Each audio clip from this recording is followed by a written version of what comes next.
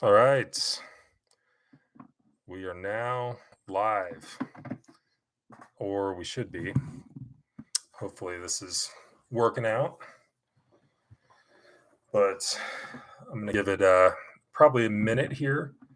And I had an important phone call before this. So I started a couple minutes late. But if any of you guys can hear me, kind of the same as usual, just let me know. Um, it looks like my audio is working, but I just want to make sure you guys can hear me. But yeah, we'll kind of get everything together here. But yeah, I'll give it a couple more seconds and then I'm going to get started. Probably won't be too long tonight. I just wanted to do a quick kind of sit rep or just let you guys know how I'm doing and what's going on. But yeah, we'll get started. So, for those who don't know, I've been an EMT, full time EMT since May of this year. So, I originally got my EMT and passed the national registry and everything in late 2021. And my first job right after I passed was Sundance Ski Patrol.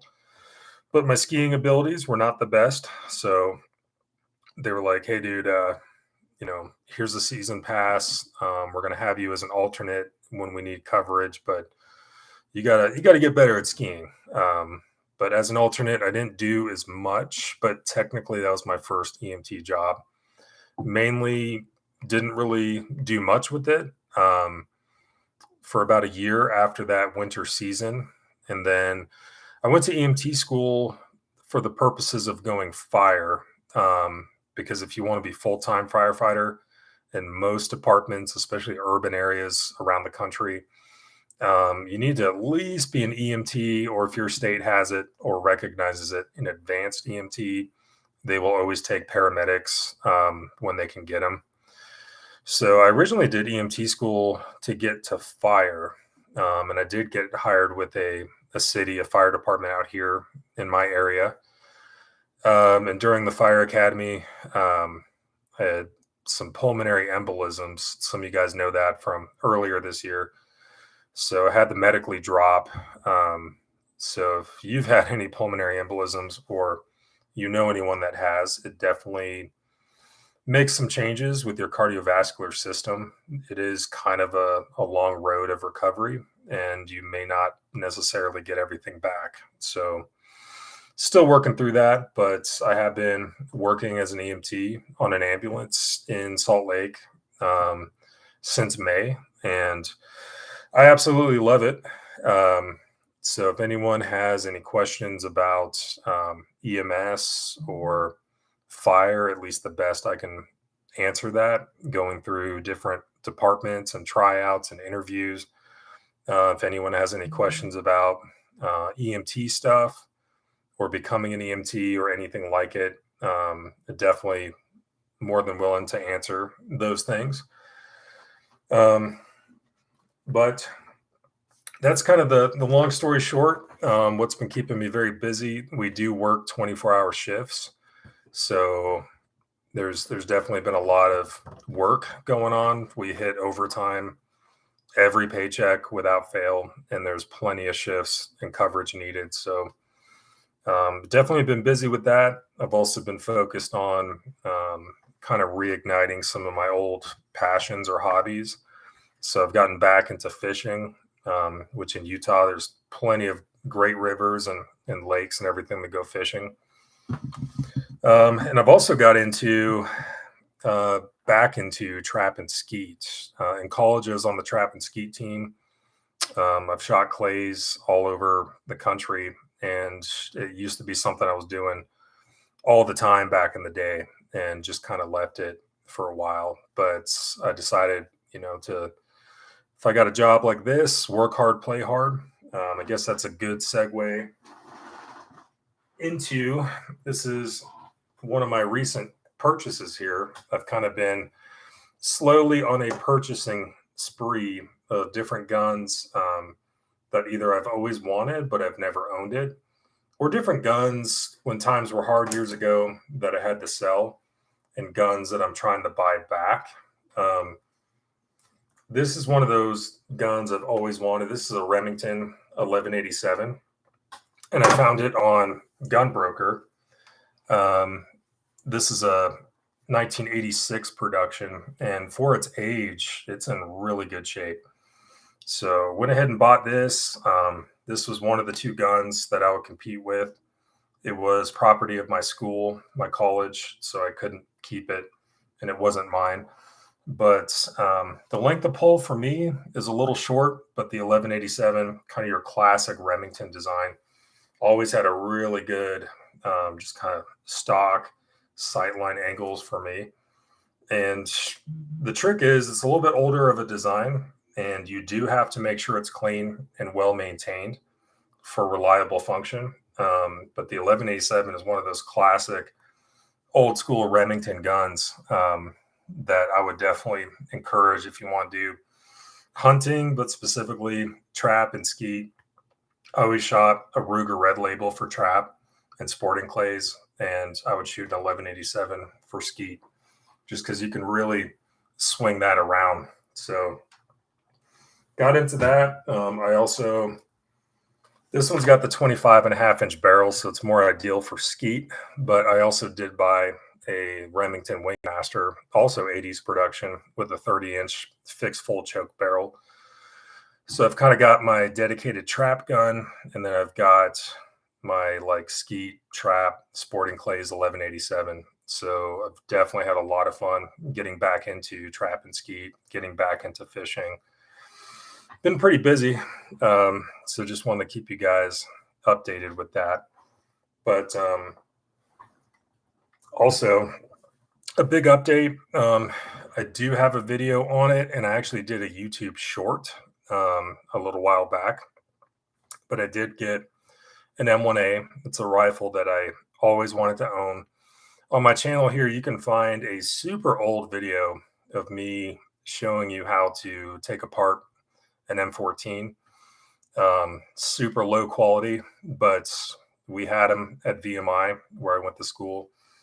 So I've always wanted an M1A or civilian M14. So finally got one. The dudes at the gun shop, they pooled together their Springfield points and were able to get me an M1A. It's a loaded walnut national match. And basically got that for free, which was really cool. So it has undergone some changes, though, from when it first showed up out of the box.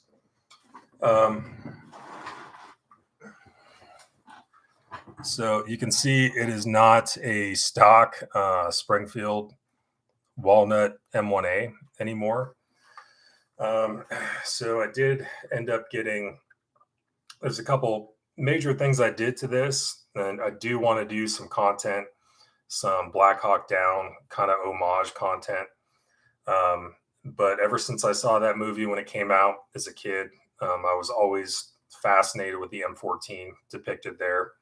So I do have plans to try to do a carbine course with this rifle. I know it would kind of be out of place, but get a bunch of content and put together a really respectful, nice video that pays honor to the men of Gothic Serpent, of course, Master Sergeant Schubert, who carried an M14 in that battle. So this one, I did get the military, basically just a surplus fiberglass stock for it, and went ahead and gave it a rattle can job that's more kind of reminiscent of the movie rather than necessarily what could have been on the actual rifle. Did get a flash hider with bayonet lug. I took a little bit of tracking down, but I did find an original Arms 18 mount for it. May or may not have been used on the actual rifle in question, but it is one of the suspects of mounts that could have been used. Got a 30 mil ring with, this is actually my aim point patrol rifle optic on top. I love this old Arms 18 mount because it is as low as I've ever seen an M1A or M14 optics mount. So you actually you don't even need a cheek piece on here. Usually on an M1 Garand, M1A, putting any kind of optics on it, you need some kind of riser because it's just so height over bore at that point. But with the ARMS 18, you actually don't need, at least I don't need it. It works out really well. So, of course, I got 1907 sling. And for those who may have already picked up on it, and most people don't because it's a minor detail, but to me, it's kind of like the bayonet lug. It's just part of the look of an M14. But this is a dummy selector kit. And for those who don't know, the M14 was originally select fire, and there was a switch right here. It was very quickly realized full auto with an M14, not very controllable. So for most of the M14s that were issued even back in the Vietnam era to coming out for the global war on terror, the selector switch was actually removed, basically making them semi-auto only, which is where the rifle really shines. So I guess for me, just so dedicated to the look of the rifle and kind of what an M14 should look like, I tracked down a dummy kit, and this is a dummy kit that is a facsimile of the look of having the actual parts with the selector removed with this button. I could have got a dummy kit that had the selector, but any M14 that I was ever issued or I ever saw, the selector was always removed. So this, I know in the movie, the selector is actually there, but just being more true to form, this is how I'm used to seeing an M14 with the button, the selector switch removed. So that's what I opted to do. I'm going to do like an in-depth video with definitely some shooting involved, accuracy testing, shooting, some pretty cool camera angles and content. But I do want to do an awesome kind of respectful video paying homage to the men of Gothic Serpent and kind of what this rifle is supposed to represent. But in the meantime, I mean, the M1A, I do think there are better, obviously more modern designs for a semi-automatic 308 or 7.62 NATO kind of battle rifle. The AR-10 is number one in my mind. But the M1A, if you take care of it and you know how to operate it and you try to keep it away from mud and all that the best you can, these are still pretty useful and very reliable guns. Accuracy, I've noticed in my testing, and I'll do content, coming in around 1.7 to 2 MOA, and that's with the red dot. The stock, like I said, this is just a mil spec or mil serp, just fiberglass GI stock that's not glass bedded or anything. There's no national match piston or anything like that. The standard two-stage trigger that I did a little work on it, but it still is the factory trigger, basically. So looking forward to that. But let's see.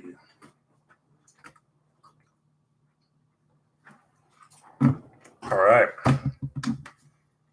So another kind of update is, like I said, I've been working a lot of overtime and I've been pretty dedicated to work hard, play hard.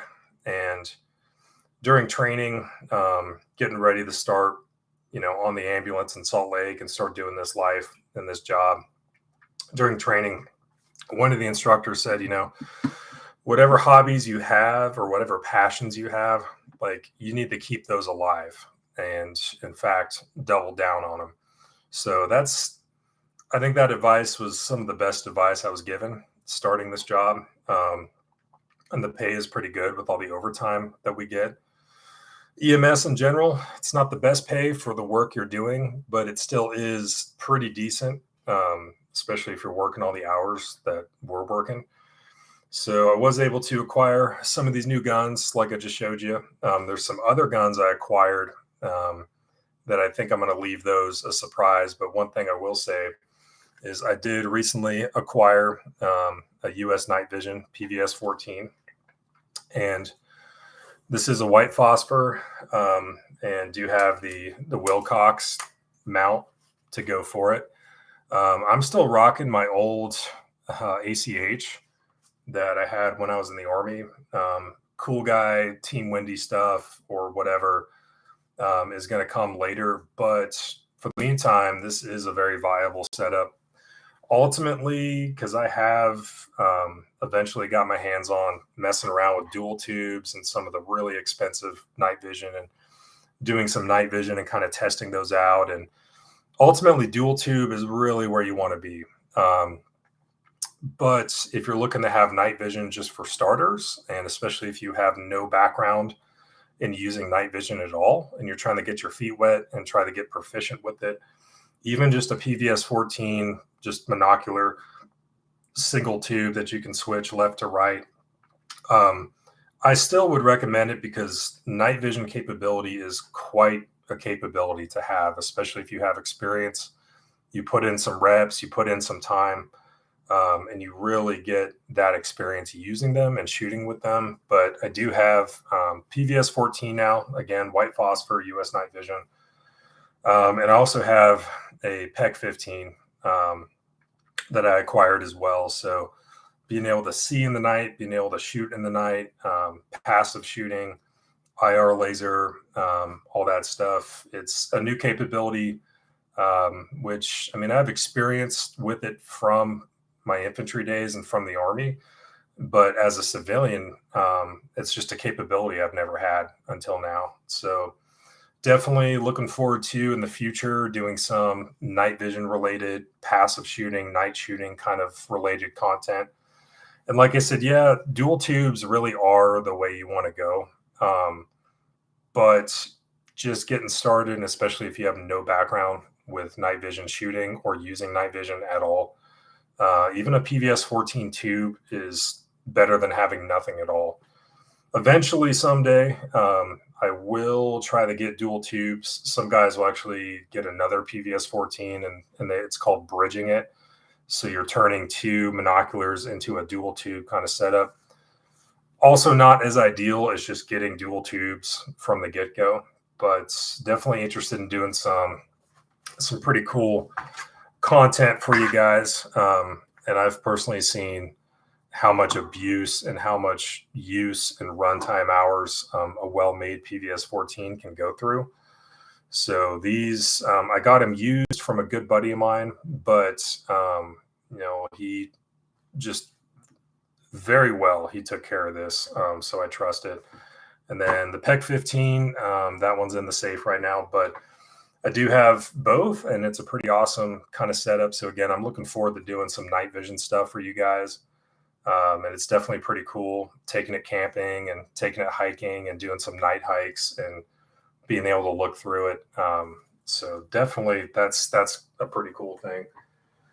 But yeah, I just wanted to catch up with you guys. Looks like it may not be the most ideal time. I think a lot of you guys are probably going to watch this later, and feel free to put any comments or questions.